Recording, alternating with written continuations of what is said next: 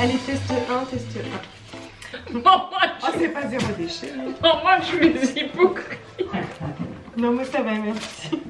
Coucou, on vous retrouve aujourd'hui, donc je suis avec ma famille, ma maman Martine et ma soeur Marie. On va vous parler du projet Force Sénégal. Du coup, à cette occasion, on va prendre le temps de répondre à vos questions, les questions qui ont été évoquées sur les réseaux, et de vous en dire un petit peu plus sur ce voyage. Donc effectivement, il y aura ma soeur avec moi, c'est ma soeur aînée, et donc elle va nous accompagner. Tu y es déjà allée toi au Sénégal? Oui, il y a 10 ans. 10 ans? Oui. Ah bah tu vois, je pensais pas que c'était il y a si longtemps. Ah, si, 2007. Et alors, qu'est-ce La que tu avais première pensé fois. de ce voyage? Beaucoup d'émotions. Pourquoi? C'était la misère qui était dure à voir? Ou le fait d'aller là où ta maman est née? Peut-être plus. Ouais. Mm. Et donc du coup, tu as quel âge, Martine? Ça se dit pas, mais bon, j'ai 62 ans, Ouais. Et tu as quitté le Sénégal à quel âge? 17 ans. D'accord. J'étais enceinte de Marie. D'accord, effectivement, elle était déjà enceinte de ma grande sœur. Donc en tout, nous sommes 4, j'ai un petit frère et encore un grand frère au-dessus. Et donc du coup, toi, tu vas chaque année au Sénégal? Oui, chaque année. Et qu'est-ce que tu y fais, par exemple? Je reste chez ma soeur et je profite. Oui. C'est vrai que voilà, c'est un pays quand même qui est agréable, malgré Oui. tout. C'est mon pays de naissance Ouais. et on garde toujours dans le cœur ses racines. Et donc du coup, tu as eu l'occasion d'aider un petit peu aussi? Ah oui, ben, je ne fais que ça, puisque je suis née là-bas, j'ai souffert de la faim. Je sais ce que c'est de souffrir de la faim, donc j'aide les gens. Donc tu donnes essentiellement de la nourriture? Et de l'argent. Et de l'argent. Donc tu leur donnes de l'argent? Je leur donne de l'argent, je ne donne qu'aux femmes et souvent je choisis les personnes âgées. Elles connaissent justement la souffrance, le besoin et elles savent ce qu'il faut faire avec cet argent. Et donc quand tu étais allée, Marie, avec maman, vous aviez fait quoi? Vous aviez vu quoi? En fait, elle m'a montré un peu ce qu'était vraiment la vie au Sénégal.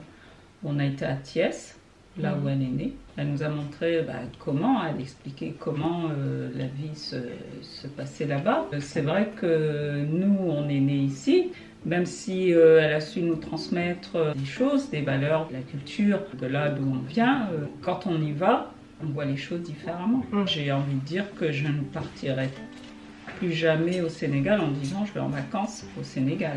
Oui. Et je suis bien contente que tu partes là-bas pour voir comment est le Sénégal.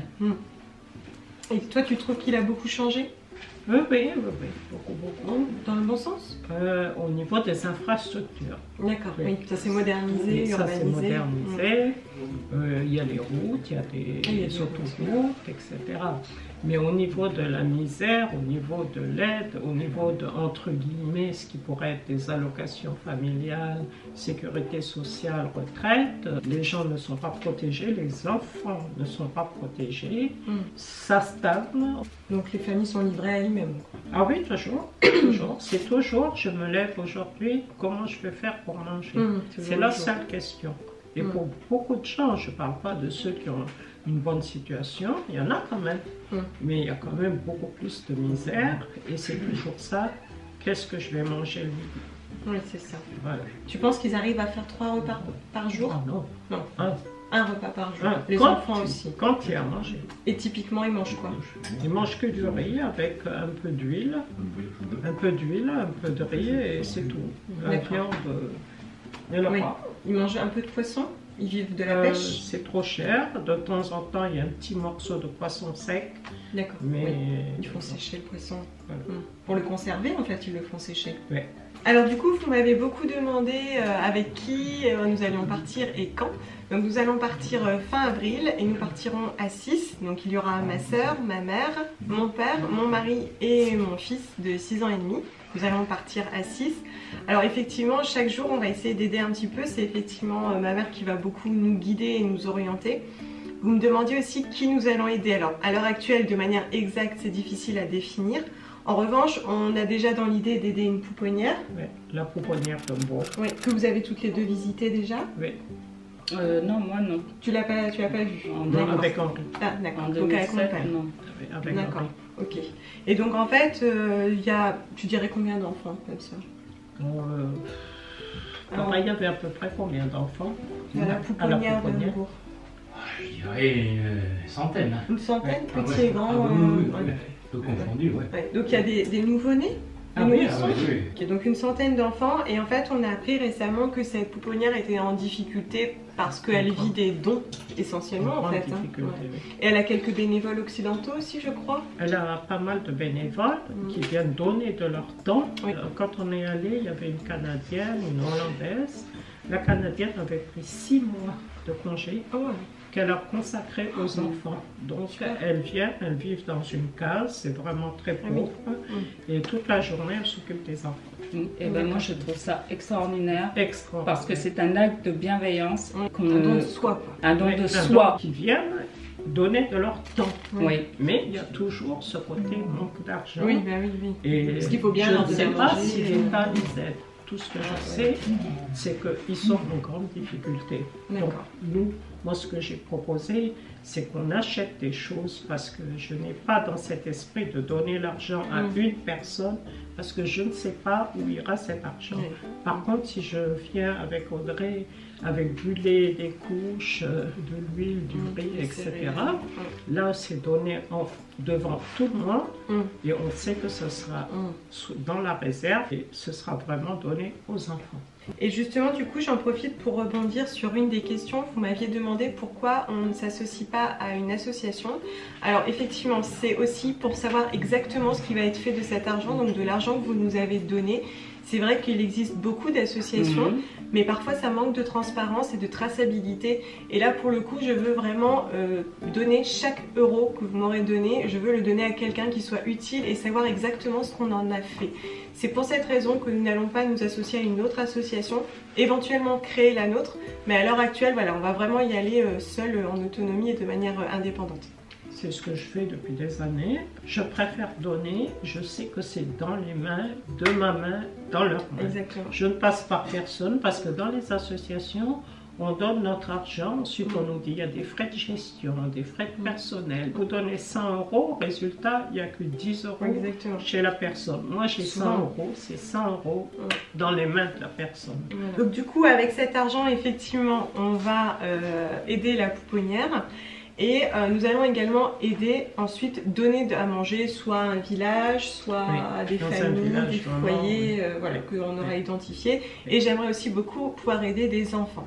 Donc soit des enfants des rues, soit peut-être des enfants qui sont dans des situations, on va dire, médicales compliquées.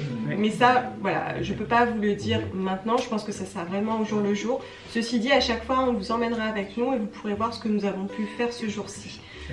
À l'heure actuelle, la cagnotte s'élève à 1 240 €, ce qui est déjà exceptionnel. Donc je sais déjà qu'un tiers sera réservé à la pouponnière. Les 2 autres tiers, on fera au fur et à mesure comme on peut. On va vraiment s'adapter aux situations qu'on va rencontrer. Donc est-ce qu'il y a d'autres choses d'après toi qu'on pourrait faire? Moi je marche dans la rue, j'entends, je comprends ce qui se dit. Et je choisis les personnes en fonction de ce que j'entends. Les gens qui sont en chemin. Voilà, quand je pense aux petits garçons brûlés, il y a la grand-mère qui pleurait en disant j'ai pas de quoi payer le médecin. J'entendais, j'ai vu l'enfant brûlé, j'ai payé tous les frais. Tous les frais, c'est quoi? 50 €. L'enfant a été soigné, il est guéri, il a les traces des brûlures, mais au moins il est guéri. Donc c'est ce que je te dis, c'est dans la rue que tu vois la misère. C'est dans les villages paumés où il n'y a même pas d'électricité que tu vois la misère. Donc là, tu donnes toujours à toi. Moi, je dis aux personnes âgées, aux femmes, ou alors, comme Henri, il avait acheté un âne pour une personne qui n'avait qu'un bras, qui ne pouvait pas porter. On ne sait pas ce qui va se passer au détour d'un chemin.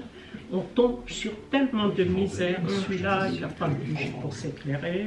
Celui-là, il n'a pas de quoi manger. Donc voilà. C'est vrai. Donc, Et en plus de ça, beaucoup n'ont même pas accès à l'eau. Donc finalement, ils doivent beaucoup marcher, aller jusqu'au puits, le plus proche. Ouais. Et comment ils ramènent l'eau? ben, soit c'est sur la tête, Dans un seau? dans un seau, soit, comme Henri avait acheté un âne, Oui, ils mettent sur l'âne. Et en plus, quand tu as un âne, tu peux aller puiser et revendre ton eau. D'accord. Voilà. Ok, d'accord. Donc voilà globalement ce qu'on va faire. On aimerait aussi peut-être offrir un petit peu de matériel à certains ouvriers qui travaillent comme ils le peuvent, mais parfois dans des conditions qui ne sont pas vraiment sécures, puisqu'ils n'ont pas forcément les outils adaptés, ils manquent de protection des yeux, du visage, des voies respiratoires, c'est ça, hein. Tu avais vu notamment un soudeur. Un soudeur qui soude avec des lunettes de soleil. Voilà. Donc ce genre de choses, et on aimerait aussi peut-être donner des médicaments, donc acheter des médicaments. Donc vous m'avez beaucoup demandé si c'était légal d'apporter des médicaments, a priori non, mais on va faire notre maximum et sur place, si on le peut, on achètera ce qu'il faut pour pouvoir donner dans la mesure du possible. On aimerait peut-être également rapporter des lunettes. Oui. Parce que les personnes âgées évidemment n'ont pas de lunettes. Donc ça voilà, on y travaille, on va voir aussi ce qu'on peut faire, récupérer autour de nous. Et des vieux portables aussi. Des vieux, qu'est-ce qu'ils en font des vieux portables? Ben, ils s'en servent quand ils vont. Il y a une dame en pleine campagne, il y avait un portable, elle était sur le point d'accoucher, qu'est-ce qu'elle fait? Il n'y a personne. Ça se passe mal. Ben voilà. Et en même temps, quand j'avais acheté le chargeur solaire, elle pouvait charger et pour un petit peu d'argent, ben, elle achète une puce qui dure 6 mois et au moins elle peut biper. Elle bipe quelqu'un. Bon, c'est extrêmement utile. D'autre part, il y a pas mal de portables que j'ai donnés aux pompiers.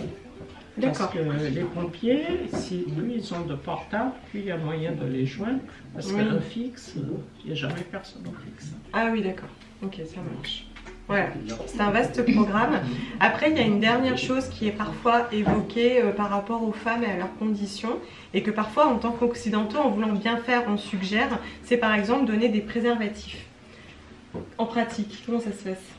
Ben, ils n'en voudront pas. Pourquoi? Ben, le mari ne veut pas.